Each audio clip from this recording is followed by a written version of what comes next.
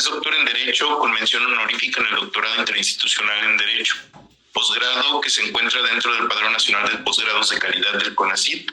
Es maestro en Ciencias Sociales de grado otorgado por la South Oregon University en Estados Unidos. Maestro en los retos del constitucionalismo en el siglo XXI, título otorgado por la Universidad de Barcelona, España. Licenciado en Derecho por la Facultad de Derecho de la Universidad de Guanajuato. Es catedrático en la División de Derecho, Política y Gobierno desde el año 2000, impartiendo las cátedras de Análisis Social, Político y Económico de México I, Sistema Político Comparado y Derecho Internacional Público y Derecho Internacional Privado. Además de ser catedrático en 2007 y 2008 en la División de Ciencias Económico-Administrativas de la propia universidad, en las materias de contratos internacionales, derechos de los negocios internacionales, derecho internacional público y privado. Asimismo, ha impartido las materias de Derecho Constitucional, Introducción al Derecho y Bases Normativas de la Seguridad Pública en el Instituto de Ciencias Penales en el INECIP. Del año 2012 a la fecha, es profesor de Derecho Constitucional en el curso preparatorio de la Maestría en Ciencias Jurídico-Penales y Maestría en Justicia Constitucional de esta división. Imparte la cátedra de Derecho Constitucional Local, Derecho Procesal Constitucional Local y Derecho Comparado en la Maestría en Justicia Constitucional y la cátedra de Derecho y Globalización dentro del Doctorado de Estudios Políticos, Políticos y Gobierno de la división. A partir del 2016 es profesor investigador de tiempo completo, adscrito al Departamento de Derecho y actualmente se desempeña como director de Departamento Sustituto. Doctor Antonio Olin Torres, el uso de la voz está por 15 minutos. Muchas gracias.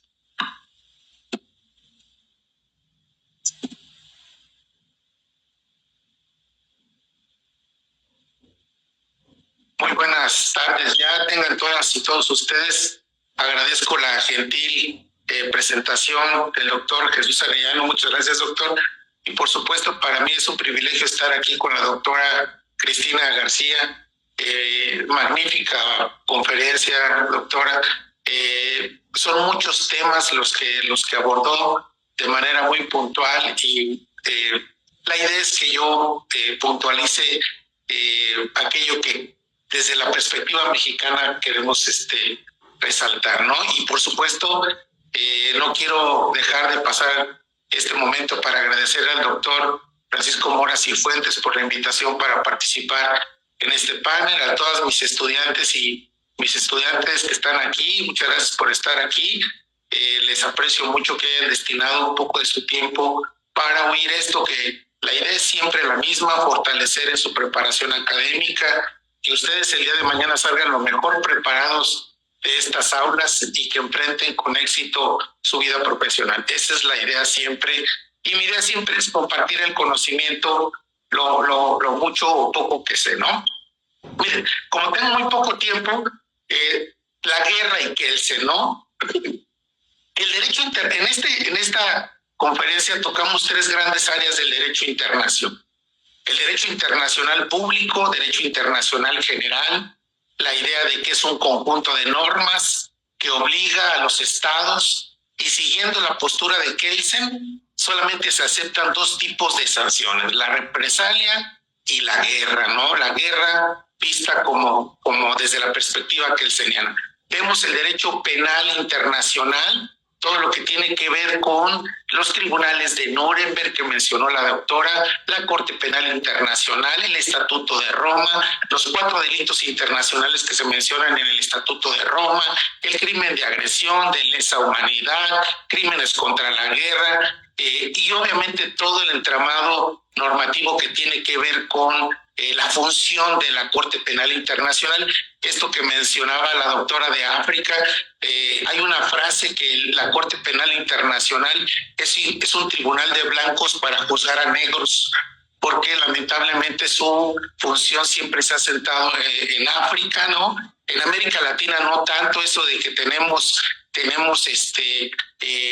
reconocida la jurisdicción. México tiene reconocida la jurisdicción de la Corte Penal Internacional, particularmente en el artículo 21, pero nosotros adoptamos la teoría del case by case, es caso por caso, y para que la Corte Penal Internacional pueda intervenir en nuestro país, tiene que autorizarlo el presidente primero, y el Senado, ¿no? Y sigue todo el proceso legislativo de un tratado internacional. Por eso yo siempre argumento que para que la Corte Penal Internacional pueda ejercer realmente una jurisdicción en nuestro país es prácticamente imposible. Esa es mi opinión, ¿no? Por esto que acabo de mencionar. Y obviamente también el derecho internacional humanitario, también mencionó la doctora. ¿Qué pasa cuando la población civil es afectada por una guerra? Los desplazamientos los vemos en Gaza, los vemos en Ucrania, todos los derechos humanos que se afectan a las personas que están metidas en el conflicto. La población civil, que por más que haya mecanismos de inteligencia artificial, los drones que está utilizando ahora Estados Unidos, sigue habiendo fatales civiles, ¿no? Niños, mujeres, hombres que quedan destrozados en el campo de la guerra. Estos son los tres grandes temas del derecho internacional, y una de las cosas que mencionó es la guerra como un mal necesario y visto como una debilidad del derecho internacional o el primitivismo en el derecho internacional. Lo decíamos siempre que uno, que dice una profesora de la Universidad de Cambridge, Anthea Roberts, dice ella que la coercitividad es de Achilles heel, ¿no? Es el talón de Aquiles. ¿Por qué? Porque el derecho internacional le faltan mecanismos que lo hagan efectivo, ¿no? Y lo mencionaba Estados Unidos, el Consejo de Seguridad, cuando habló la doctora del Consejo de Seguridad. Si el Consejo de Seguridad está formado por 15 miembros, y de esos 15 miembros, 10 no son permanentes, 5 son permanentes, y resulta que 2 de ellos, Estados Unidos y Rusia, son 2 de los 5 miembros permanentes, y que además tienen eso, lo complemento, que además tienen el derecho de veto power. Jamás ninguna resolución que sea presentada en el Consejo de Seguridad que afecte los intereses de Estados Unidos y de Rusia, pues va a pasar, así de sencillo, ¿no? ¿Y por qué Israel? Pues porque lo está protegiendo Estados Unidos, y Estados Unidos es miembro permanente. ¿Por qué Rusia? Ahora lo que acabamos de ver ayer en la televisión, que ya Estados Unidos le dio misiles de largo alcance a Ucrania, que ya está afectando a ciertos objetivos rusos, ¿no? Es todo un tema el Consejo de Seguridad, y es la propia deficiencia del sistema creado. Efectivamente, como lo dijo la doctora, los que ganaron la Segunda Guerra Mundial son los que terminaron creando su propio sistema de defensa, ¿no? Empezaron por la OTAN, por otros tratados en donde se considera que un acto de agresión en contra de uno de los países miembros, pues forma parte, es una agresión que se comete para todos los países. Entonces, es un tema súper importante, tantas cosas que se puede decir, la debilidad del derecho internacional, esta falta de coercitividad, por más que Estados Unidos se quiera convertir en el policía del mundo, y lo dijo la doctora, hasta lo apunté aquí, ¿no? Que Estados Unidos se reserva el derecho a la guerra como forma de relacionarse, ¿no? Ahí tiene sus misiles, ahí tiene todo su armamento, pero ¿saben qué es lo mismo que yo en esta estancia que tuve en Estados Unidos como profesor por un año completito? A Estados Unidos no le interesa el derecho internacional. Para ellos no existe. No, a ellos lo que importa es su derecho nacional, y tienen los estados algo que denominan the long arm statute. Es decir, ellos pueden traerse a cualquier persona a su estado, a Oregon, a California, a cualquiera que infrinja o que afecte de alguna manera los efectos de su derecho interno. No solamente estoy hablando del derecho federal, sino incluso del derecho estatal, el de Oregon, el de California, el de Nueva York. Y siempre pongo el ejemplo de cómo llegó este narcotraficante mexicano, el Mayo Zambada, a Estados Unidos, y siempre les pongo la película de Batman, la película de Batman, no sé si han visto esta película de Batman, llega, no, pues que el chino ya está en China. Y va Batman hasta China, lo trae, lo pone en un avión y lo pone a las puertas de la policía en Nueva York. Eso hacen los estadounidenses. No necesitan el derecho internacional porque su derecho interno les da para eso y para más. Y sí, lamentablemente, la fuerza de ellos se basa en esta incluso mentalidad que tienen, ¿no? En esta mentalidad de ser los guardianes del mundo. Tantas cosas que decir sobre las cosas tan interesantísimas que mencionó la doctora. Otra de las cosas que también aquí nosotros vemos en nuestra escuela, es lo denominamos nosotros como teorías en competencia, ¿no? Competing theories entre Kelsen y Schmitt. Dos visiones completamente de la misma realidad, ¿no? Y el tema siempre lo vemos desde la perspectiva del control constitucional. ¿Quién es el que debe de ser el guardián de la Constitución? Y parece que en México, lamento decirlo, pareciera que en México estamos adoptando ahora una postura schmittiana de quién es el guardián de la Constitución. Y resulta que para Schmitt, el que es el guardián de la Constitución es el poder político en turno. Es una visión política. Y en México, ¿quién la tiene? El poder ejecutivo que controla a las otras. Y le quitamos todo eso que Ernesto Zedillo le había dado a la Suprema Corte en 1994 con estos dos grandes mecanismos de control constitucional, como es la controversia y la acción de inconstitucionalidad. Se los estamos quitando a la Corte y se los estamos dando al poder político en turno. Pero es la misma realidad. Son dos visiones teóricas que tratan de abordar esta naturaleza. Y lo mismo lo dijo usted, doctora, desde la perspectiva de la guerra, ¿no? Que Schmitt lo ve más desde la parte política, ¿no? Y cuando hablaba de la guerra justa, cuando hablaba de la guerra defensiva, cuando hablaba de la guerra legal, que en términos de Kelsen era la única guerra que se podía sostener, incluso ni siquiera sostener, porque tengo un párrafo de algo que leí, que escribió usted, y dice: diferenciar entre las guerras, calificar alguna de ellas como sanciones del derecho, resulta cínico si no inmoral, puesto que las víctimas de la acción bélica difícilmente serán las responsables de las violaciones del derecho internacional que se pretende castigar. Una cita textual de la doctora Cristina, que me pareció fundamental, ¿no? Fenomenal. Entonces, ¿qué vemos? Que la guerra realmente lo estamos viendo en la realidad, es una real política, es una forma de relacionarse. ¿Quién puede tener la capacidad económica de sostener por tanto tiempo una guerra?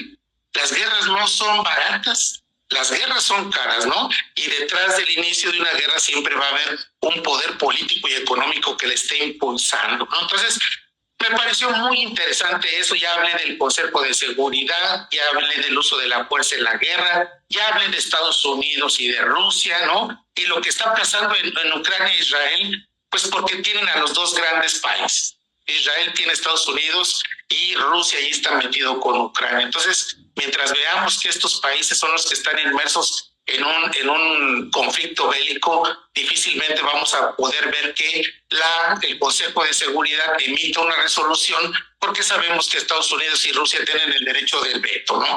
Y al ejercer su derecho de veto, pues detienen cualquier resolución que pueda ser presentada en el Consejo de Seguridad, porque para que una resolución pueda ser aprobada requiere de la unanimidad del acuerdo de los 5 miembros permanentes, entre los que se encuentran ellos.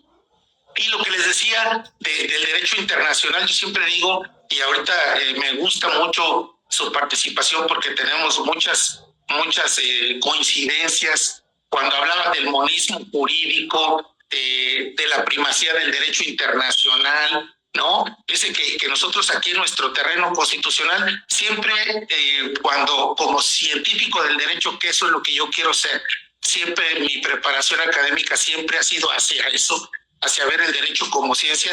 Yo nunca entro en el terreno especulativo, a mí no me gusta especular, a mí me gusta estudiar la realidad, ya cuando está la realidad. Pero hasta el momento seguimos teniendo una supremacía constitucional sostenida con alfileres. ¿Por qué con alfileres?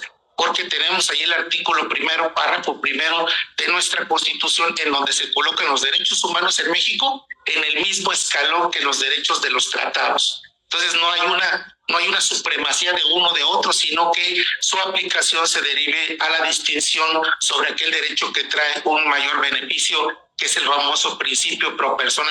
Pero cuando habla de este monismo internacionalista que propuso en su momento Kelsen y que habla después de Ferrajoli, lo que menciona ahí en este otro artículo que leí, que me hizo favor el doctor Mora de enviármelos, creo que esto es muy importante para lo que estamos viviendo en la realidad en el caso de la guerra, ¿no? Y que simplemente nos plantea algo desde el concepto del derecho, que ayer el doctor Máximo Latorre lo dijo muy bien, ¿no? Tenemos un concepto de derecho, pero también tenemos una realidad. Entonces, siempre digo, ¿qué va antes o qué va después? Hay un gran autor francés que escribe psicología, pero también que escribió en materia de derecho, que es Jacques Derrida. Jacques Derrida dice que el derecho siempre va detrás de la realidad.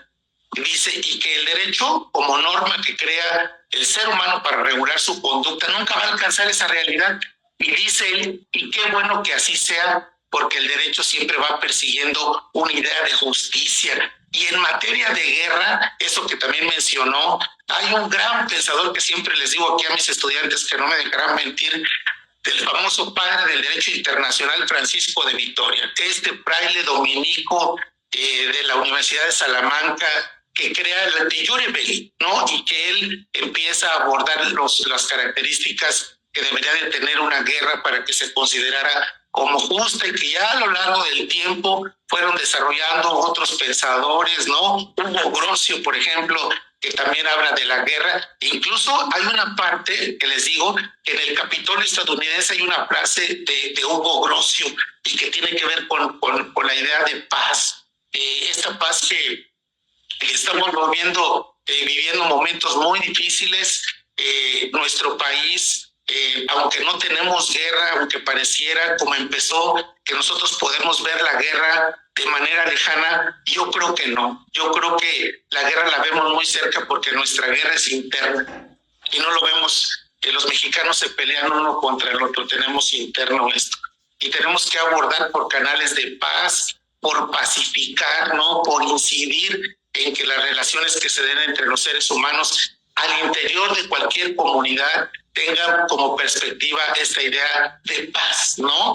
Y el derecho, si es visto así, si es visto como la idea de lograr una paz entre la comunidad internacional en su momento, entre la comunidad nacional en su momento, yo creo que habrá cumplido con su función. Y hay otra frase que me gustó, que también la puse con negrita, dice, en materia de guerra, las catástrofes, las guerras y las emergencias globales nos atenazan, pero ni el pesimismo paralizante ni el realismo vulgar forman parte del espíritu ilustrado. Qué bonita frase. Lo digo yo en la cátedra. Yo creo que el profesor tiene que ilustrar a sus estudiantes, ilustrarlos con conocimiento, y que sean ellos, cuando estén afuera, los que practiquen lo que en las aulas les ha sido enseñado. Entonces, con la reforma judicial, citando a la doctora Cristina, no caigamos en un pesimismo paralizante, ni veamos esa realidad vulgar, ¿no? Porque yo creo que habrá siempre momentos en los que la ilustración guíe el camino de la humanidad, ¿no? Y por mi parte sería todo. Creo que ya me excedí de los puntos. Muchas gracias, perdón, muchas gracias.